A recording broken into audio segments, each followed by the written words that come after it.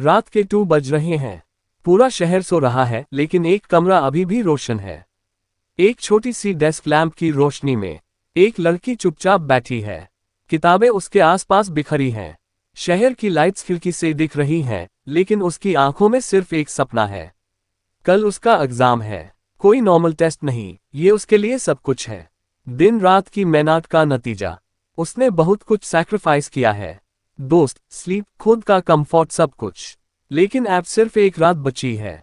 थोड़ी देर को उसने पेन साइड रखा और बाहर शहर को देखा। मैं भी कभी इन लाइट्स में चमकूंगी, उसने दिल से सोचा। उसके अंदर एक आग जल रही थी। हर बार फेल होने की याद, लोगों के ताने, तू नहीं कर पेगी वाले लाफ्स, सब याद आ रहे थे। लेकिन उसने आंख बंद की और बस इतना बोला, मैं करूंगी। वो लड़की कोई और नहीं, तुम हो। अगर अभी भी पढ़ रहे हो तो याद रखना, तुम अकेली नहीं हो। तुम्हारी मेहनत एक दिन जरूर रंग लाएगी। रात चाहे जितनी लंबी हो, सुबह जरूर होती है। रात के 2 बज रहे हैं। पूरा शहर सो रहा है, लेकिन एक कमरा अभी भी रोशन है। एक छोटी सी डेस्क लैंप की रोशनी में एक लड़की चुपचाप बैठी है। किताबें उसके आसपास बिखरी हैं। शहर की लाइट्स खिड़की से दिख रही हैं, लेकिन उसकी आंखों में सिर्फ एक सपना है। कल उसका एग्जाम है। कोई नॉर्मल टेस्ट नहीं, ये उसके लिए सब कुछ है। दिन रात की मेहनत का नतीजा। उसने बहुत कुछ सैक्रिफाइस किया है।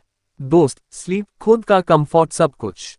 लेकिन अब सिर्फ एक रात बची है। थोड़ी देर को उसने पेन साइड रखा और बाहर शहर को देखा।